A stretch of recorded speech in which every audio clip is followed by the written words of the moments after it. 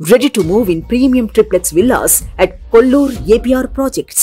Suman TV ప్రేక్షకులకి నమస్తే. ముందుగాల ప్రతి ఒక్కరికి క్రోధినామ సంవత్సర ఉగాది పండుగ శుభాకాంక్షలు. ఉగాది పండుగ అనగానే బేసిక్గా మన పండుగలన్నీ కూడా ఎందుకు వస్తాయి, మనం అందరం కలిసి సెలబ్రేట్ చేసుకోవడానికి, రైట్? ఒకసారి ఫ్రెండ్స్తోని, ఫ్యామిలీస్తోని, అంటే చాలామంది ఒక గ్రూప్ ఆఫ్ పీపుల్ ఒక దగ్గర కలవడానికి, మంచిని షేర్ చేసుకోవడానికి, మంచి ఆరోగ్యవంతమైన ఫుడ్ తినడానికి, అండ్ మన కల్చర్ని ఎప్పుడూ ఇట్లా పాటించడానికి, రైట్? సో దాంట్లో భాగంగానే ఈసారి బండి సంజయ్ అన్న మా ఊరికి రండి, మా మహాశక్తి ఆలయానికి రండి, వైభవంగా పూజ జరిగితే ఎంతోమంది వస్తారు అని చెప్పి మనని ఇన్వైట్ చేసారు. కాబట్టి నేను వచ్చేసిన కరీంనగర్లో ఉన్న మహాశక్తి ఆలయం. ఈ ఆలయం గురించి మీకు తెలుసు కదా, త్రిశక్తులు కొలువై ఉన్న గొప్ప ఆలయం ఇది. ముంబైలో ఒకే గోపురం కింద ముగ్గురు అమ్మవార్లు ఉంటారు. దాని తర్వాత అట్లాంటి ఒక టెంపుల్ ఎక్కడన్నా చూడాలి అని అంటే మాత్రం ఒక్క గుళ్ళో 3 గోపురాలతోని ముగ్గురు అమ్మవార్లు, అంటే త్రిశక్తులు, దుర్గాదేవత, మహాలక్ష్మి దేవత, సరస్వతి దేవత ముగ్గురు ఉన్న గొప్ప గుడి ఇది. సో ఈ గుడికి మనం వచ్చేసినాము. అండ్ డెఫినెట్లీ ఈడ సంజయ్ అన్న కూడా కలుస్తాడని అనుకుంటున్నాం. మనము చూద్దాం, డెఫినెట్లీ కలుస్తాడు. ఎందుకంటే ఆయన ఎప్పుడు ఈడ ప్రజల మధ్యలోనే ఉంటారు కాబట్టి నేను కలుస్తా, మాట్లాడిస్తా. అండ్ ఏది నచ్చితే చేయాలనుకుంటున్నా. ఈరోజు ఏం చేస్తానో నాకు కూడా తెలియదు, బట్ నేనైతే వచ్చేసిన కరీంనగర్కి. మరి చూద్దాం ఈ ఉగాది పండుగ నాకు ఎట్లుండబోతుందో. మరి మీ అందరికీ కూడా నేను చూపించబోతున్నా అసలు కరీంనగర్లో ఈ ఉగాదికి నేను ఏం చేయబోతున్నా అనేది.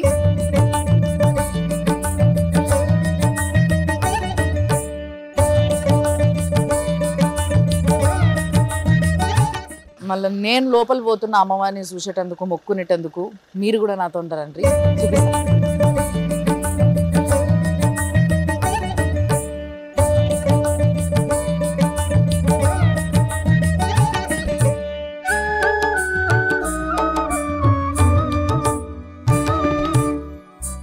సో ఇప్పుడు నేను కరీంనగర్లో ఉన్న మహాశక్తి ఆలయంకి వచ్చేసిన. ఇక మహాశక్తి ఆలయం అనగానే మనకు గుర్తుకొచ్చేది బండి సంజయ్ అన్న. ఏడైనా సరే కానీ కరీంనగర్లో బండి సంజయ్ అన్న దొరుకుడు చాలా ఈజీ. ఎందుకంటే ఎప్పుడు ఇట్లా బయట జనాల మధ్యలోనే తిరుగుతూ ఉంటాడు. సో ప్రస్తుతం కూడా ఇలా ఉగాది కాబట్టి మరి అన్న గుళ్ళనే ఉన్నాడు. అన్నతోని గుడి గురించి, పండగ గురించి, ఇంకొన్ని వేరే ముచ్చట్లు కూడా మాట్లాడేది ఉన్నది. సో మాట్లాడదాం. అన్న, ఉగాది పండుగ శుభాకాంక్షలు. సుమన్ టీవీ యాజమాన్యానికి, సిబ్బందికి, ప్రత్యేకంగా మీకు క్రోధినామ సంవత్సర శుభాకాంక్షలు. తప్పకుండా మీరు సక్సెస్ కావాలి. సుమన్ టీవీ ఏదైతే ఆశయం కోసం, ఆకాంక్షల కోసం ప్రారంభించారో ఇవాళ సంచలనాలకు మారుపేరుగా ఇవాళ సుమన్ టీవీ ఉన్నది. అనేక రివార్డు పొందినటువంటి ఒక గొప్ప ఛానల్ సుమన్ టీవీ. కాబట్టి రాబోయే రోజులు కూడా ఇదే పరంపర కొనసాగించాలి. తప్పకుండా యాజమాన్యానికి, సిబ్బందికి, ముఖ్యంగా మీకు తప్పకుండా అమ్మవారు ధైర్యాన్ని, శక్తిని, ఒక ఇదే మంచి ఆలోచనను నిత్యం కొనసాగించాలని చెప్పి మనస్ఫూర్తిగా అమ్మవారిని పెట్టుకుంటాను. సో మరి ఈ పండుగకి, ఎందుకంటే ఇది మహాశక్తి అమ్మవారి ఆలయం, పవర్ఫుల్ టెంపుల్, శక్తివంతమైన దేవాలయము. ఈ అమ్మవారి ఆశీర్వాదంతోనే, అమ్మవారి కరుణా కటాక్షలతోనే, అమ్మవారి కన్ను సన్నలతోనే నేను ముందుకు కొనసాగుతాను. కాబట్టి తప్పకుండా అమ్మవారి ఆశీర్వాదం మీకు తప్పకుండా ఉంటుంది. తప్పకుండా అన్న, మాకు ఆశీర్వాదం ఇంపార్టెంట్, మీకు కూడా ఆశీర్వాదం చాలా ఇంపార్టెంట్. ఇప్పుడు ఆ అమ్మవారి ఆశీస్సులతో పాటు ఇక్కడ ప్రజలందరి ఆశీస్సులు కూడా చాలా ఇంపార్టెంట్ అయిన టైం ఇది. సో ఇలాంటి టైంలో మంచి ఉగాది సెలబ్రేషన్స్ జరగబోతున్నాయి. అసలు ఫుల్ జనాలు. అంటే ఉగాది అంటే మీకు ఏంది అసలు చెప్పు ప్రశ్న? అవసరానికి అయితే టెంపుల్లో ఎప్పుడు క్రౌడ్ బాగుంటుంది. అంటే శ్రీరామనవమి కానీ, ముఖ్యంగా దసరా ఉత్సవాలు కానీ, ఉగాది ఉత్సవాలు కానీ, యూత్ అందరూ కూడా సరే నూతన సంవత్సరం ప్రారంభమవుతున్నది, మా కోరిన కోరికలు తీర్చాలి, ఒక ప్రశాంతమైన వాతావరణం ఉండాలి, మా కష్టాలన్నీ తొలగిపోవాలి, సమాజం బాగుండాలి, దేశం బాగుండాలని చెప్పి ప్రతి ఒక్కరు వచ్చి కూడా ఈరోజు అమ్మవారి సన్నిధానానికి వచ్చి అమ్మవారిని దర్శించుకుంటూ ఉంటారు. ముఖ్యంగా యూత్ గతంలో 31 డిసెంబర్ అంటేనే నూతన సంవత్సరం అని చెప్పి ఒక ట్రెండ్ ఉండేది. ఇప్పుడు ఆ ట్రెండ్ మారింది. ఇప్పుడు 31 దండుగా, ఉగాదే మన పండుగ.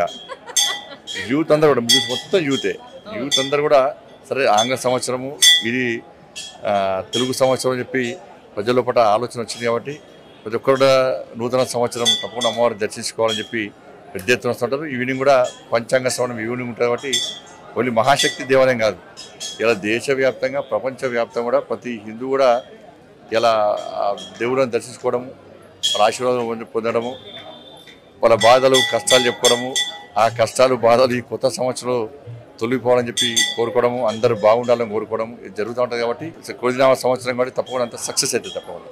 కానీ ఏదేమైనా ఈ రోల్ అంటే ఏదైతే మీరు ఇక్కడ కరీంనగర్లో ప్లే చేస్తున్న రోల్ ఉందో అది చాలా ఇంపార్టెంట్ అన్న. మీరు అన్నట్టుగా చాలా మంది యూత్ అంటే బేసిక్గా గుళ్ళ ఈ ఏజ్ గ్రూప్ చాలా తక్కువ కనబడుతుంది.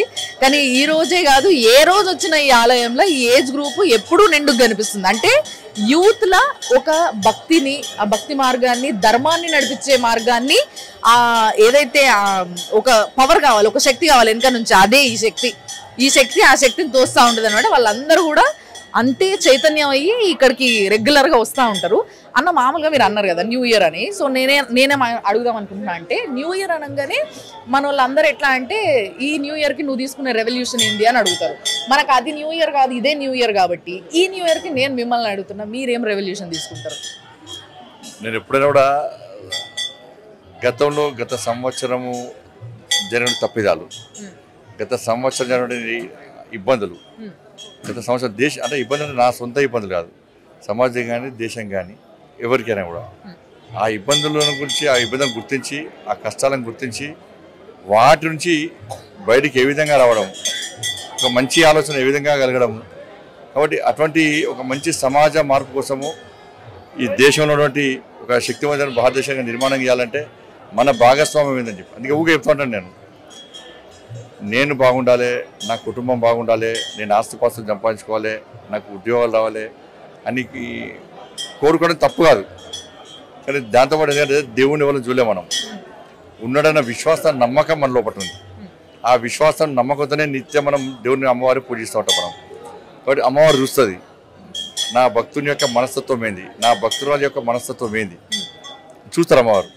కాబట్టి నేను నా అనే దానికంటే నేను బాగుండాలి, నాతో పాటు ఈ సమాజం బాగుండాలని చెప్పి కోరుకున్నటువంటి భక్తులకు ఇవాళ అమ్మవారి ఇంకెక్కువ ఆశీర్వాదం ఇస్తుంది, ఎక్కువ ఆశిస్తుంది, ఎక్కువ సమస్యలు తీర్చే ప్రయత్నం చేస్తుంది.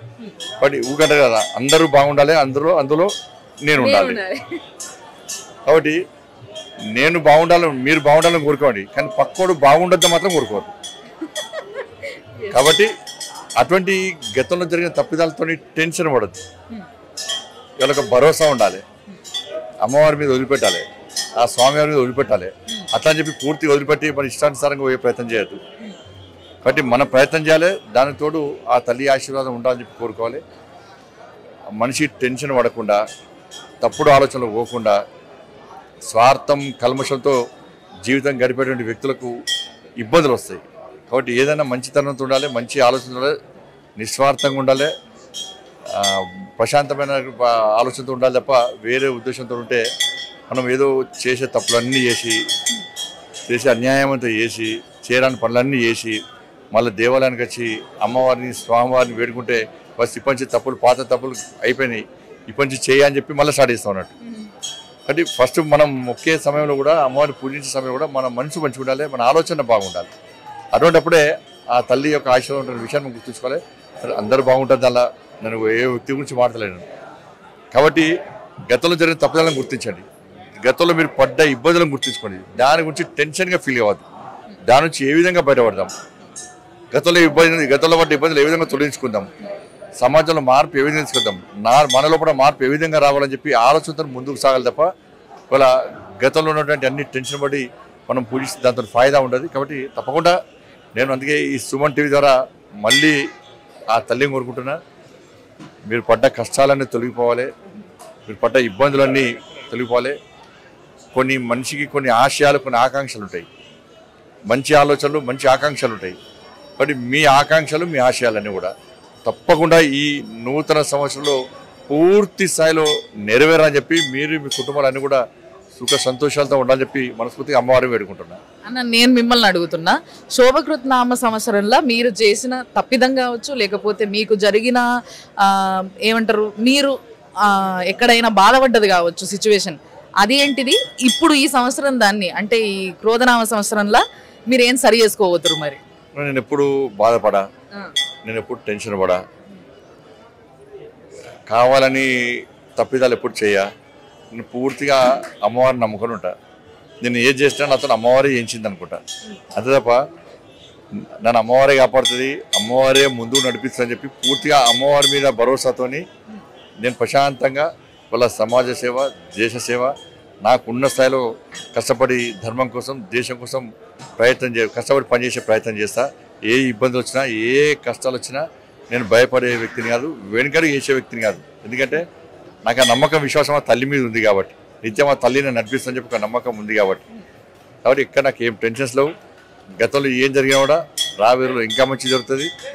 నా మంచి జరగడం నా ద్వారా సమాజానికి మంచి జరగాలి, దేశానికి మంచి జరగాలని కోరుకుంటాను. సో మరి ఈసారి మీరు చేయబోతున్నది ఏంది? ఇప్పుడు ఎలక్షన్స్ కూడా ఉన్నాయి. సో ఈ ఎలక్షన్స్కి మీరు బాగా తిరుగుతున్నట్టున్నారు, బాగా చిక్కిపోయారు, మస్తు సన్నగా అయినరు, ముఖం అంతా కూడా మారిపోయింది, కష్టపడుతున్నారు. తల్లి నడిపిస్తుంది, నడిపిస్తూ ఉంటారు. తిరగాలి. ఎన్నికల్లో పోటీ చేసే వ్యక్తి ప్రజల వద్దకు వెళ్ళి ఓటును రిక్వెస్ట్ చేయడం బాధ్యత. అది కానీ నేను ఇంట్లో ఉండి గెలుస్తా, నేను గెలవబోతున్నా అని చెప్పి అహంకారంతో వాళ్ళ ఇంట్లో కూర్చుంటే ప్రజలు ఏ విధంగా రిసీవ్ చేసుకుంటారో మనకు తెలుసు.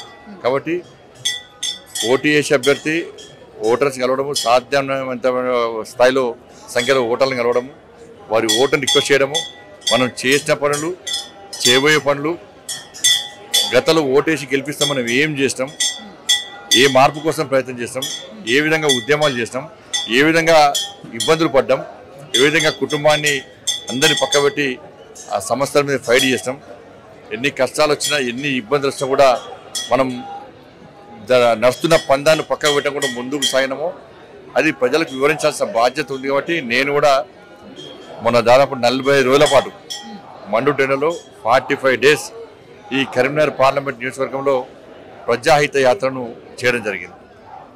కాబట్టి ఆ యాత్ర ద్వారా ప్రజలను కలుసుకునే అవకాశం కలిగింది. దాదాపు 60-70% నేను ఈ యాత్ర ద్వారా ప్రజలను కలుసుకునే ప్రయత్నం చేస్తాను. మిగతా కూడా ఇప్పుడు పూర్తి చేసే ప్రయత్నం చేస్తా ఉన్నాను.